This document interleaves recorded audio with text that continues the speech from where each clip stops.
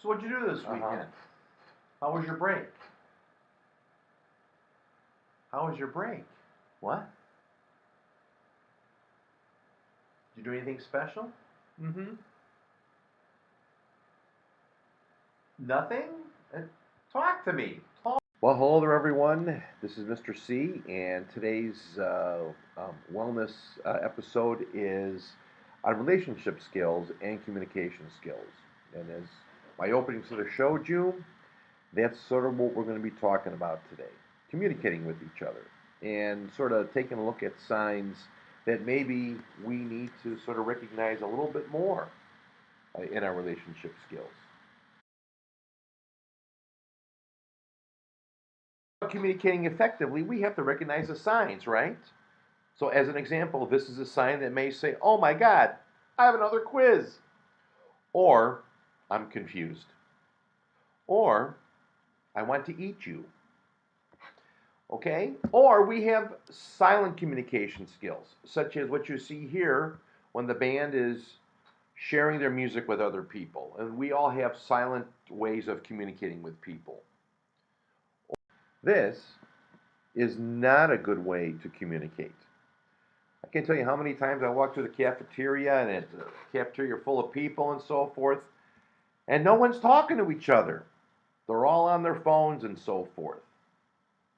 This is a good way to communicate. Sitting down, having a meal with our families, really finding out what's sort of going on with each other. Um, and we need to do more of that. Other ways that we can develop good relationship skills is by developing positive relationships with people. There's an old saying that says, if you don't have anything to good say about someone, don't say it. So we need to practice that more. There's so much negativity in our world. We need to start talking positive things to each other, okay? Uh, Teamwork, okay? Everyone in here in this building has uh, some form of teamwork building, whether it's through sports, through music, through theater, uh, teachers all work together as a team when we're trying to solve a problem and sort of make things a little bit better for us all around here. Okay, and we need to value the skills that we use during our teamwork building.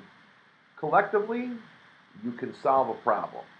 Okay, and we don't ask enough of each other um, for help on stuff like that. Okay, and by the same token, resolving conflicts constructively. Okay, we have a society these days where we talk at each other and not with each other, and that's what we have to do. We have to respect each other's points of view, but we also have to, when we have an issue, talk it through. Don't talk at each other. Let's talk it out. Okay? And that's how we um, solve problems in our lives and in our world. And we have to resist negative social pressures. Okay? You see something going down that you know isn't right, and you're among other people, okay? You got to take a stand and say, you know what? I know that that's not right. I'm not going to do it. And maybe if I have enough courage, I'm going to speak up and say something. Okay, there's an old saying that the needs of the many outweigh the needs of the few or the one, and that's uh, uh, something that we have to understand and communicate with each other. Okay, and by this we're showing a leadership role. Okay, we're all always being preached about being a leader and so forth, but it's more than words; it's actions. By the same token, and we've all gone through this, you know, with COVID and so forth, is supporting each other. Okay, when I talked about the silent forms of communication, sometimes you don't even have to talk to someone to know that they're having a hard time or that, you know, maybe they need a hug an encouraging word. We have to get out of ourselves and take a look at what other people are sort of going through and not be afraid to say, hey, do you need help? Can I help you with something? You just want to talk. Okay? Um, and in that, um, standing up for other people is something that's probably very hard. Okay? Um, it's very easy for people to sort of look the other way and sort of say it's not my problem. But in a community like ours, okay, and I've taught at other high schools, but this particular high school, I have to say, is it's a unique family because we all share a lot of common bonds, and we all know a lot about each other's lives because it's such a small school. You can't help that. So we need to respectfully stand up for each other when it's needed. Okay? So those are some of the relationship skills that are covered in this episode here. Okay, and I'm going to throw out a couple of questions at you here that you can talk about. Okay, how do you practice relationship skills?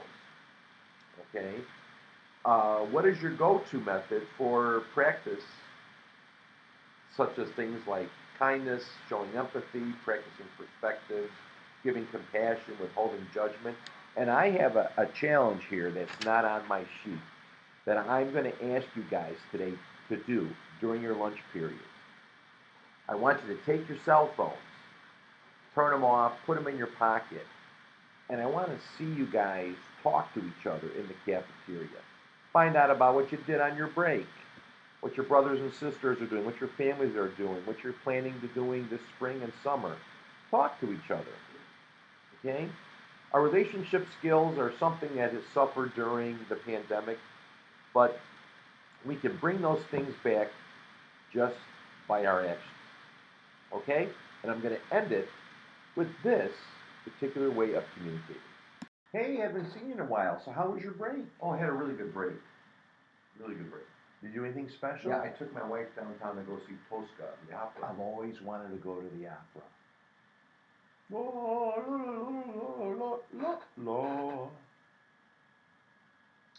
Yeah, we caught up on some Netflix.